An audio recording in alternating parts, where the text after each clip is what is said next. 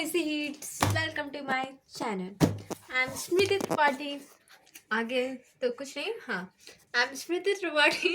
तो आज हम लोग कॉमर्स का चैप्टर 7 रेवेन्यू लाए हैं, जो माइक्रो इकोनॉमिक्स का चैप्टर है ना. ये बहुत ईजीएस्ट चैप्टर है, बहुत आसान चैप्टर है. बस इसे थोड़ा सा समझना होगा, क्योंकि इसमें क्या है बताओ क्या है. तो इसमें क्या है, फार्मूलाज है, ऑब्वियसली फार्मूलाज है, टीआर है, हमारी यही सब होगा. तो वही सब हम लोग को पढ़ना है. तो देखो इसमें रेफरेंस भी है, और ये मैंने नोट्स भी बनाए हैं. नोट्स बहुत शॉर्ट में बनाए हैं मैंने, और ये तो प्रैक्टिकल सॉल्व किए हम लोग दोबारा करेंगे, ऐसी बात नहीं है. बट चलो ठीक है. इसमें हम लोग देखो 4 टॉपिक पढ़ेंगे, जिसमें meaning of revenue, concepts of revenue, relationship between revenue concept, और प्रैक्टिकल्स को सॉल्व करेंगे. एग्जाम्पल्स को भी सॉल्व करेंगे, और जो अनसॉल्व प्रैक्टिकल्स हैं उनको भी सॉल्व करेंगे. तो यहाँ पे मीनिंग रेवेन्यू के बारे में, कैसे क्या होता है, रेवेन्यू क्या होती है, कॉस्ट क्या होता है, प्रॉफिट क्या होता है, ये सब हम लोग डिस्कस करेंगे आज की वीडियो में. तो revenue refers to the amount received by a firm from the sale of a given quantity of a commodity in the market. तो रेवेन्यू क्या है बताओ. रेवेन्यू ये है कि कुछ भी हम लोग अगर सामान सेल कर रहे हैं, जितने अमाउंट उस सेल, जितना मतलब कि जितना क्वांटिटी हम लोग सेल कर रहे हैं, और जो उस क्वांटिटी का हम लोग को क्या मिल रहा है, अमाउंट मिलेगा. तो जो वो हम लोग को अमाउंट मिल रहा है, तो वही हम लोग का क्या होगा, रेवेन्यू. तो जैसे कि हम लोग ने एक एग्जांपल देती हूँ कि जैसे कि एक चीज़ हम लोग ने बेची, जैसे कि हम लोग ने 100 बुक्स बेची, ठीक, 100 बुक्स. उसके हम लोग को कितने मिले, समझ लो मिनिमम 10,000. ओके, 10,000 मिले, ठीक. तुमने कितनी बुक्स बेची, वेट, हाँ एक मिनट कोई बात नहीं.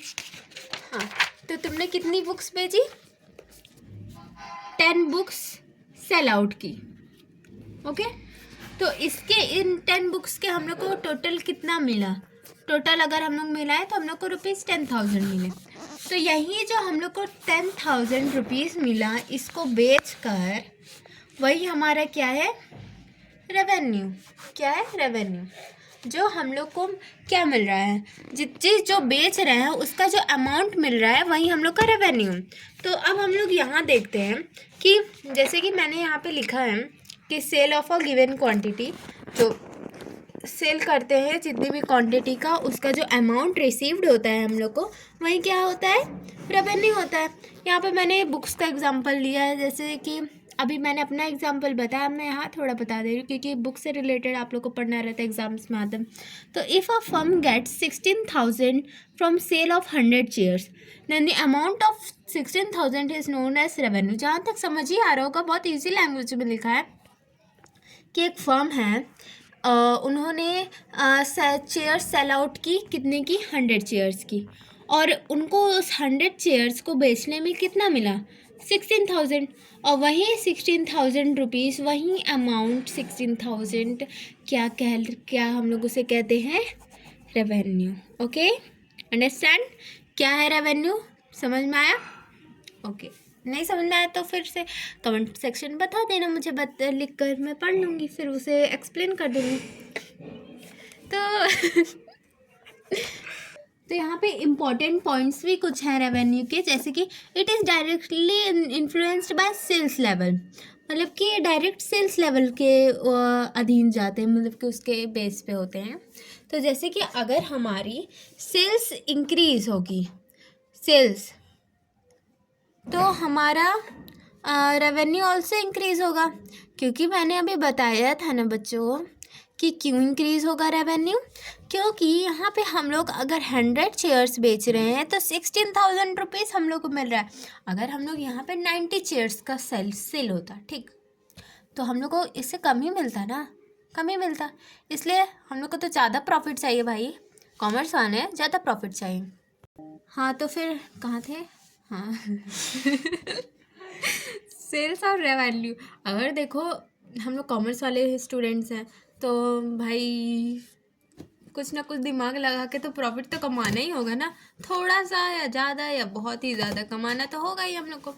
तो फिर यहाँ पे जैसे 100 शेयर्स की सेल हुई तो 16,000, तो तुम क्या चाहोगे कि 90 शेयर्स की सेल हो, क्या 80 शेयर्स की सेल हो, क्या उससे उससे भी कम हो? नहीं ना। अगर उससे भी कम होगी तो आप 16,000 जो 100 शेयर्स में पा रहे हो, तो सोचो उसमें कितना पाओगे, माइनस कर लो, कितना ही पाओगे, कम ही पाओगे। इसीलिए ये इम्पोर्टेंट है, जितनी भी सेल होगी उतना ही रेवेन्यू मिलेगा, उतना ही आपको रेवेन्यू मिलेगा। इसीलिए सेल्स इंक्रीज होगी तो रेवेन्यू भी आपका इंक्रीज होगा। ओके, तो इसका इम्पोर्टेंट पॉइंट का सेकंड भी पॉइंट है, जैसे profit is the excess of revenue over cost. Profit मतलब कि जो क्या बोलो, जो प्रॉफिट है वो एक्सेस है रेवेन्यू और कॉस्ट का। जैसे कि profit is equal to revenue minus cost. क्यों रेवेन्यू माइनस कॉस्ट प्रॉफिट किया मैंने, रुको बताते। तो यहाँ पे profit is equal to revenue minus cost है। तो हम लोग ये सोच रहे हैं, मैंने अभी रेवेन्यू पढ़ा, मैंने पढ़ाया मैंने पढ़ाया रेवेन्यू, तो आप सोच रहे हो कि इसमें प्रॉफिट भी आ गया, इसमें कॉस्ट भी आ गया, है ना। तो कॉस्ट होता क्या, जैसे कि आप एक होलसेलर हो, होलसेलर, और उसके बाद क्या आता है, शॉपकीपर, और फिर उसके बाद क्या आता है, एक कंज्यूमर, हाँ। तो यहाँ पे और होलसेलर के पहले भी कुछ आता है ना, क्या आता है, प्रोड्यूसर। तो यही सब क्या है कि प्रोड्यूसर ने होलसेलर को बेचा, तो वो होलसेलर को उसने कितने में बेचा, मतलब सॉरी, हाँ, होलसेलर को कितने में बेचा। देखो, इसने बनाया, मान लो मतलब जितना का भी हो, जैसे कि इसने होलसेलर ने कितने का एक चेयर पाया, 100 चेयर्स कितने के पाए, तो उसने पाए 20,000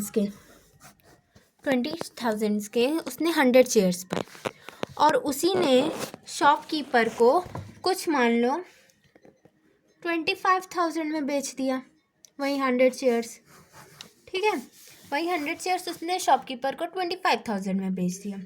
और फिर उस शॉपकीपर ने उसे कितने में बेच दिया, मान लो 30,000 में, उसने 100 चेयर्स बेच दिए, सॉरी 30 लाख हो गया, 30,000 में उसने 100 चेयर्स बेच दी। तो अब यहाँ पे हम लोग ये देखेंगे कि यही एक 100 चेयर कितने कितने में सेल आउट हो जा रहा है। तो कितने में सेल आउट हो रहा है, इसने 20,000 का लिया, तो ये क्या हो गया, इसका होलसेलर का कॉस्ट हो गया, क्या कॉस्ट हो गया। और यही कॉस्ट फिर इसने इस कॉस्ट में ना बेचकर इसने इस 25,000 में बेचा। ऑब्वियसली बात है, कॉमर्स वाले मतलब कि जो करते हैं सेलिंग और बिजनेस वाले, तो फिर वो तो अपना प्रॉफिट तो कमाना चाहेंगे, ऑब्वियसली प्रॉफिट कमाना चाहेंगे। तो इसमें उन लोगों का कितने का प्रॉफिट हुआ, 5,000 का